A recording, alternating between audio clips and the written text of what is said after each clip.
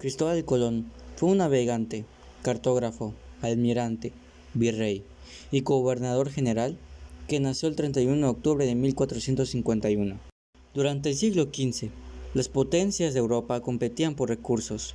Él se tomó en cuenta explorar partes desconocidas del mundo. Cristóbal Colón quiso buscar una ruta nueva hacia China y la India, y con ello, el 3 de agosto, partió desde el puerto de Palos, y en dentro de 2 meses se encontraron a la isla de Guanahani, el 8 de octubre. Continuaron explorando llegando a Cuba y más tarde a la isla La Española. El éxito de este viaje aseguró que los reyes católicos financiaran otras travesías con el objetivo de asentar el dominio español sobre estas tierras. Jerónimo de Aguilar fue un clérigo español nacido en 1489.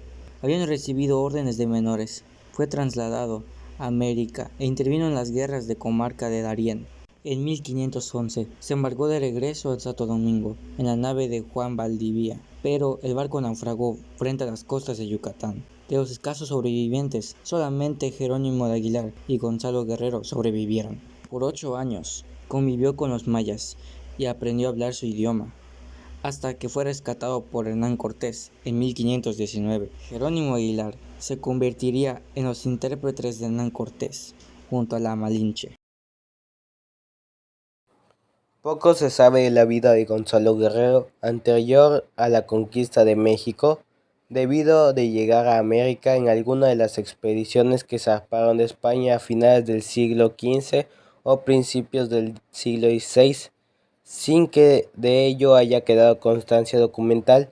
En 1511 navegaba en un barco de la flota de Diego de Nicuesa, gobernador de Veragua, actual Panamá, que se dirigía de Panamá a Santo Domingo y que, desviado de su ruta por una fuerte tormenta, naufragó en las proximidades de Jamaica, en unos bajos llamados de las Víboras. Solo unos 20 hombres consiguieron salvarse del naufragio. Estos, en un pequeño batel sin agua y sin alimentos, fueron arrastrados durante 13 idas por la corriente hasta arribar a la costa de Yucatán, México. Corriendo el año 1517, un 1 de marzo, desembarcó en Cabo Catoche la expedición encabezada por don Francisco Hernández de Córdoba, luego de varios meses navegando a través del Atlántico. Es así como la historia del descubrimiento de la península de Yucatán inicia. El 18 de diciembre de 1526, apenas 9 años después del descubrimiento del territorio yucateco, se firma en Grande España la capitulación de la conquista de Yucatán, para después nombrar a Francisco de Montejo. Francisco de Montejo el adelantado, debido a que pues en sí hay un linaje de Franciscos de Montejo. En este caso hablaremos de el adelantado y Hermoso. El adelantado fue militar y explorador español que pues en sí fue a colonizar Yucatán por ahí del 2500. En 1517 embarcó rumbo a las Indias, llegando a Santo Domingo en la isla La Española. Después se trasladó a la isla Fernandina, Cuba, y participó en 1518 en la expedición de Juan de Grijalva, uno de los más importantes, obviamente. Si saben un poco de historia, pues obviamente sabrán lo importante que es este tipo. En el viaje recorriendo una ruta semejante a la de Francisco Hernández de Córdoba, pero la corriente los llevó a descubrir la isla de Cozumel. Bordearon la costa de la península de Yucatán y durante la expedición tuvieron enfrentamientos con mayas. Esto sí se va a hacer bastante común debido a que pues no se llevan muy bien los colonizadores y los mayas que habitaban en esa zona. Y Francisco Montejo el adelantado logró avanzar hasta cerca de las tierras de Veracruz, donde regresó a Cuba en la embarcación al mando de Pedro de Alvarado. Dadas las circunstancias adversas, se negó junto con el capitán Alonso de Avila a dejar soldados para que comenzaran a establecer posiciones en los territorios descubiertos. Esta es una de los primeros intentos de conquista de Yucatán. Al año siguiente acompañó a Hernán Cortés en su expedición. Siguieron la misma ruta de Juan de Grijalva y fundaron la Villa Rica de Veracruz, hoy conocido como Puerto de Veracruz, punto de partida para la conquista de México. El 22 de abril de 1519 fue nombrado alcalde y regidor junto con Alonso Hernández Portocarrero, cargo que ejercieron brevemente. El 18 de diciembre de 1526, Carlos I lo autorizó a emprender la conquista de Yucatán con los títulos de adelantado, gobernador y capitán general, lo mismo que heredó su hijo Francisco Montejo el Mozo. En 1527 partió hacia tierras americanas. Ahora hablaremos sobre Francisco Montejo el Mozo, obviamente el hijo de Francisco Montejo el Adelantado, quien fue fundador en 1540 de la ciudad de San Francisco de Campeche, capital actual del estado de Campeche, y en 1542 de la ciudad de Mérida. Exactamente, y si hablamos de la ciudad de Mérida, fue fundada el 6 de enero de 1542. Este es uno de los datos más importantes, ya que aquí, al menos en Mérida, principalmente en Mérida, se celebra que se fundó este día. El 6, no se les olvide, 6 de enero de 1542. Es hijo de Francisco, como ya había dicho, es hijo de Francisco de Montejo, el Adelantado. En junio de 1542 zarpó junto con su padre y su primo. Y pues en sí, ya había contado un poco de la historia de lo que hizo Francisco de Montejo, el Adelantado, junto con sus hijos. Y bueno, pues el sobrino. En el año de 1528 llegó a Santa María de la Victoriana en compañía de su padre, con la misión de planificar la provincia de Tabasco, quedando en 1530 al frente de las campañas pacificadoras cuando su padre sale hacia la conquista de Yucatán. En 1533 es mandado por su padre para fundar la que se habría denominado Ciudad Real en nacimiento de la vieja ciudad maya de Chichén Itzá, pero después de sufrir un intento de asesinato por parte de un jefe maya, pues no tuvo de otra que desistir del proyecto.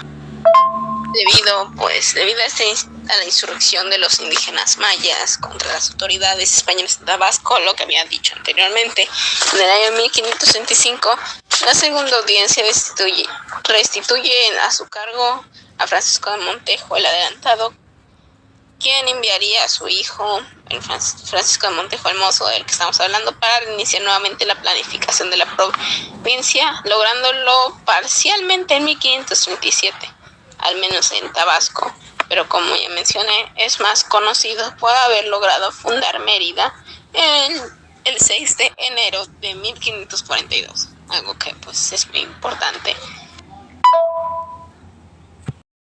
Vamos a hablar sobre 3 intentos de conquista en Yucatán y vamos a decir cuáles son y por qué. Vamos a hablar sobre el primer intento de conquista en Yucatán, el cual los conquistadores continuaron hacia el sudoeste, y al llegar al pueblo de Zonotaque tuvo lugar el enfrentamiento más importante de este primer intento de conquista. La victoria sobre los mayas logró un cambio de la actitud de los indígenas de la región, y a partir de ese momento evitaron la fuerza invasora. Para el segundo intento de conquista en Yucatán fue en la península por la costa occidental. Francisco de Montejo el Mozo fundó primero en 1529 Salamanca de Xicalango. De allí partieron los soldados con destino a Acalán para emprender la invasión de Yucatán, y allá Alonso Dávila fundó Salamanca de Acalán. El tercer intento de conquista en Yucatán no fue sino hasta 1537, que el Adelantado reinició el proceso de conquista, en el cual concluyó con éxito de 9 años después, en 1546. En 1540 llega a Chapotón y sigue avanzando hacia el norte con apenas 30 soldados. En 1541 funda la villa de San Francisco, hoy en día se le conoce como San Francisco de Campeche. El primer acontecimiento que enfrentaron a los conquistadores y mayas que puso en peligro la conquista del oriente de Yucatán fue la rebelión de Chemax de noviembre de 1546, 3 años y medio después de haberse fundado la Valladolid de Chihuahua. Hola, buenas tardes, mi nombre es Martínez Velázquez Alan. Hoy les vengo a hablar sobre la organización social y política durante la época colonial en Yucatán. Para empezar, vamos a hablar sobre la organización social administrativa durante el descubrimiento de América. En 1492 y en las décadas siguientes, la colonización comenzó marcando 3 grupos sociales básicos. Los blancos, que eran españoles, peninsulares o nacidos de América; indios, que eran habitantes originarios de América; y los negros, que eran los esclavos traídos de África. Los españoles peninsulares eran los españoles que venían de España, o si no, los españoles, pues los que nacían acá en América. Acaparaban los principales cargos de gobierno en villas y ciudades y controlaban las más importantes casas de comercio. A los indígenas se les utilizaba como trabajadores, esclavos o como ayudantes mayormente, ya que los explotaban en las minas y en los trabajos pesados para los caciques españoles, los virreyes y los altos mandos españoles. A los esclavos y negros traídos de África se les trataba como esclavos y ayudaban a los españoles en tareas cotidianas, y los sobreexplotaban igual que los indígenas en el comercio, mayormente a los negros, ya que no tenían una posición alta, sino era muy baja por el color de su piel a veces. Para seguir, vamos a hablar sobre la organización política. La organización política gubernamental de Nueva España estuvo siempre en manos de corona española y los peninsulares establecidos aquí. El rey de España era la autoridad máxima del orden político virreinal. Él designaba a todas las figuras encargadas de la administración y el gobierno de las colonias. Colonia, las principales actividades económicas eran la minería, el comercio, la agricultura y la ganadería. Alrededor de ellas se dedicaron grandes fortunas y grupos de poder. En el ámbito rural predominaban las haciendas, cuya expansión sumaba al empobrecimiento de los pueblos y a la división de las tierras. Provocó la migración de gente del campo a las ciudades. Los caminos y las calles estaban llenos de indigentes, sobre todo indios y miembros de castas. El pulque era la bebida por excelencia. Abundaban las pulquerías pequeñas y grandes, y no faltaban los vendedores a pie que vendían pulque hasta en las procesiones religiosas. Los mercados de la Plaza Mayor de la capital novohispana, el Paria y el Volador eran los más grandes de todo el virreinato. Jacinto Canec fue un héroe nativo, nacido en San Francisco de Campeche en 1730 y fallecido en Mérida el 14 de diciembre de 1761. Fue alguien que retó a la iglesia y entre sus más grandes logros fue proclamado rey y encabezó una rebelión que tuvo por meta el dominio político y religioso de los mayas en Yucatán. El franciscano Diego de Landa llegaría a ser un obispo de Yucatán. Entre sus más grandes logros, recogió gran cantidad de información sobre la historia, el modo de vida y las creencias de los mayas durante el siglo XVI.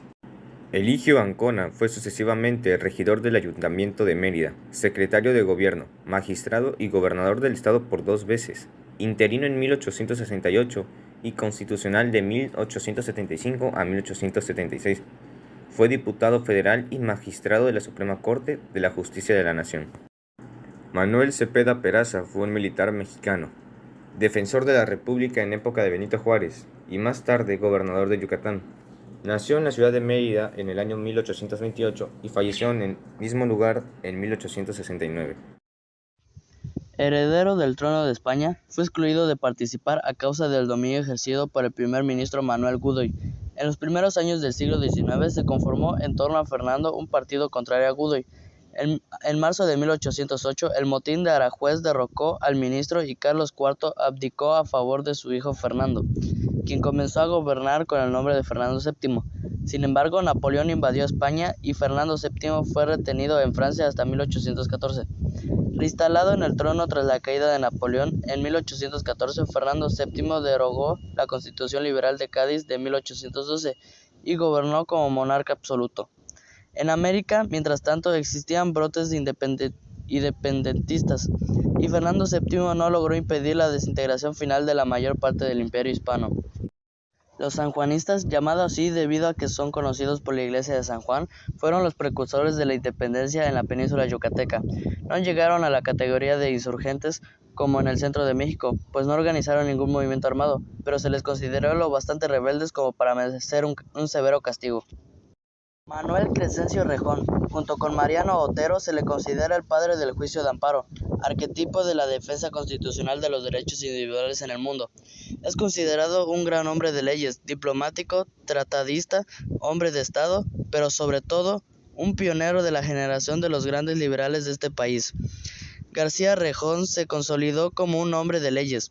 Sus distintas acciones como legislador, constituyente y consultor abundan particularmente a lo largo de la década de 1820. Se le considera el creador del juicio de amparo, por haber sido el primero en hacer su planteamiento jurídico en su proyecto de constitución para Yucatán, en medio de un proceso separatista en 1840. Hola, mi nombre es Saúl Alejandro Herrera Flores y hoy voy a hablar sobre los golpes federalistas y centralistas de Yucatán. Bueno, el primero ocurrió en el 4 de marzo de 1840 en el estado de Yucatán. Se declaró como República Independiente de la Nación Mexicana. El acto, más que ser un movimiento de rebeldía o insurrección, fue una defensa al pacto federalista, pues entre las condiciones que el Congreso de Yucatán estableció para reintegrarse a México fue que se volvería la forma de República Federal. O sea que básicamente los yucatecos estaban en forma de independiente o forma solitaria en vez de estar con parte de México. Y acá puedo mostrar una parte de una imagen de acuerdo al acuerdo de 1840. Bueno, esto fue todo por hoy. Espero que hayan entendido esto y nos veremos. José Peón Contreras fue un médico, poeta, dramaturgo y político. Nació un 12 de enero de 1843. En la Ciudad de México ingresó al Hospital de Jesús como practicante. Se especializó en enfermedades mentales y obtuvo la dirección del Hospital de San Hipólito. Ejerció la cátedra en las Facultades de Medicina de México y de Mérida. Fue miembro de la Sociedad Médica de Yucatán y fue un diputado y senador por Yucatán y Nuevo León y fungió como legislador entre 1875 y 1892. Corriendo el año 1517, un 1 de marzo, desembarcó en Catoche la expedición encabezada por don Francisco Hernández de Córdoba luego de varios meses navegando a través del Atlántico. Es así como la historia del descubrimiento de la península de Yucatán inicia. El 18 de diciembre de 1526, apenas 9 años después del descubrimiento del territorio yucateco, se firma en Grande España la capitulación de la conquista de Yucatán, para después nombrar a Francisco de Montejo. Francisco de Montejo el adelantado, debido a que pues en sí hay un linaje de Franciscos de Montejo. En este caso hablaremos de el adelantado y Hermoso. El adelantado fue un militar y explorador español que pues en sí fue a colonizar Yucatán por ahí del 2500. En 1517 embarcó rumbo a las Indias, llegando a Santo Domingo en la isla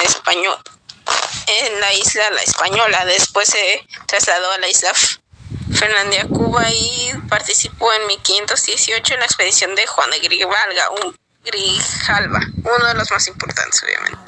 Si saben un poco de historia, pues obviamente sabrán lo importante que es este tipo. En el viaje recorriendo una ruta semejante a la de Francisco Hernández de Córdoba, pero la corriente los llevó a descubrir la isla de Cozumel, bordearon la costa de la península de Yucatán y durante la expedición tuvieron enfrentamientos con mayas.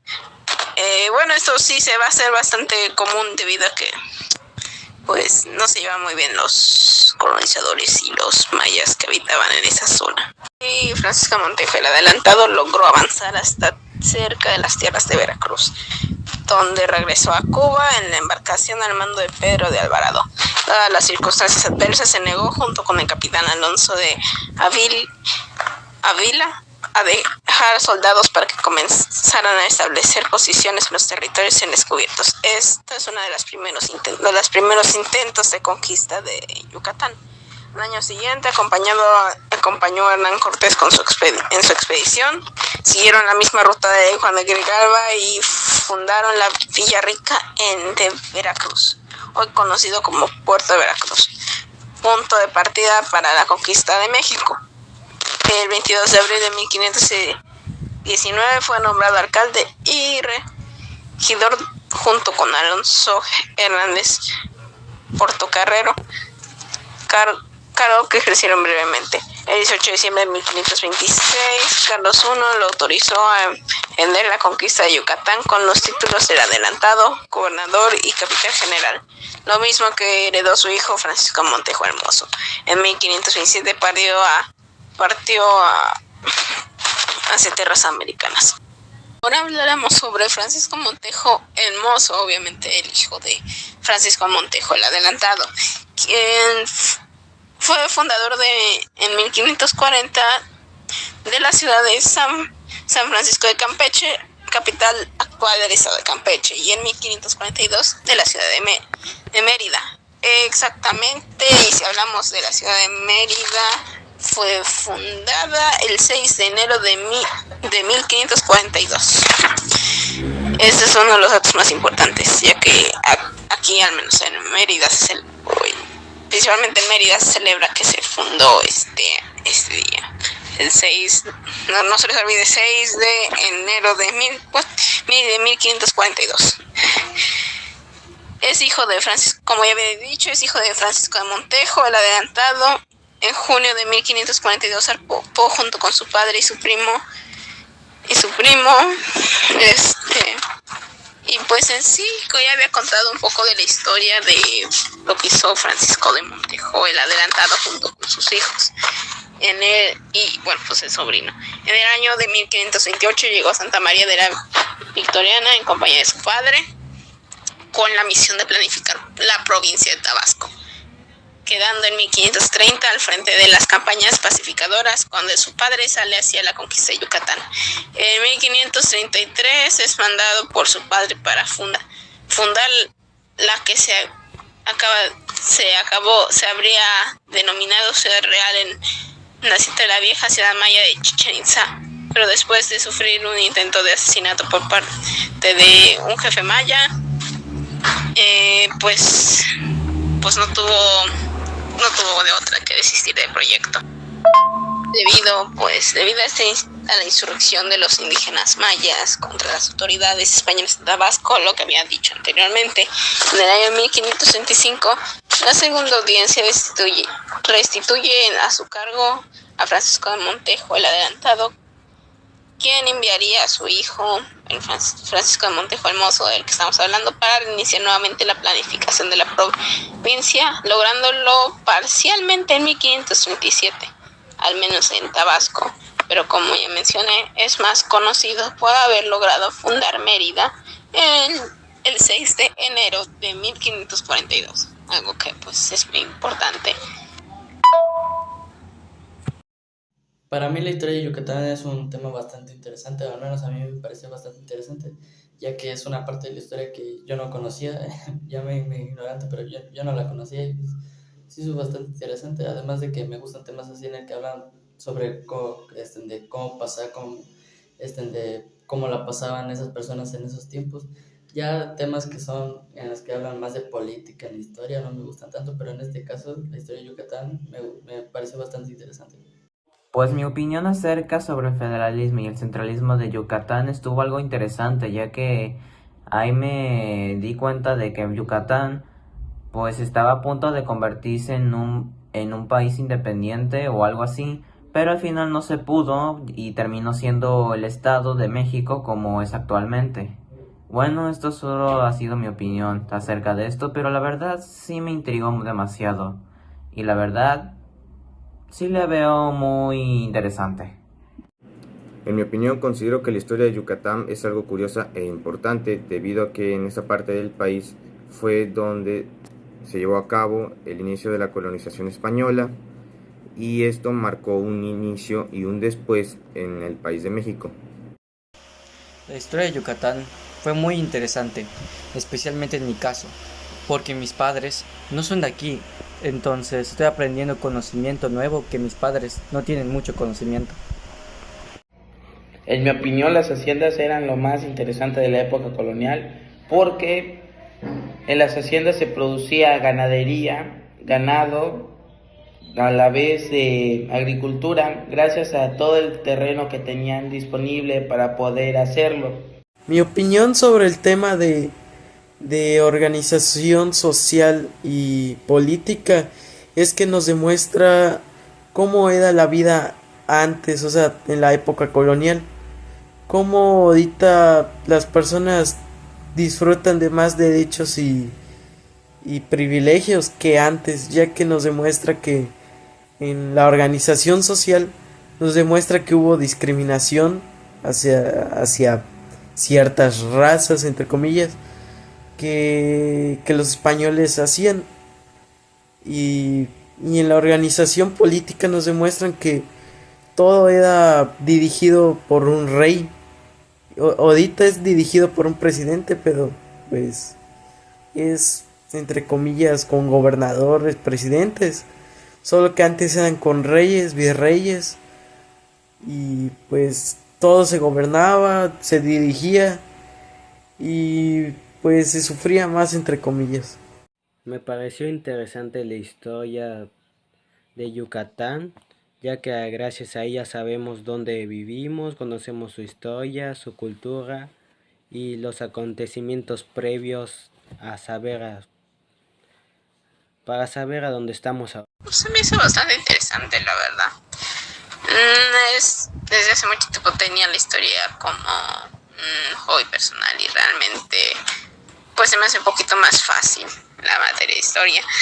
En mi opinión, pues un tema muy interesante para algunas personas, para otros, pero al menos para mí es interesante. No lo sé, la verdad. No sabría qué más poner.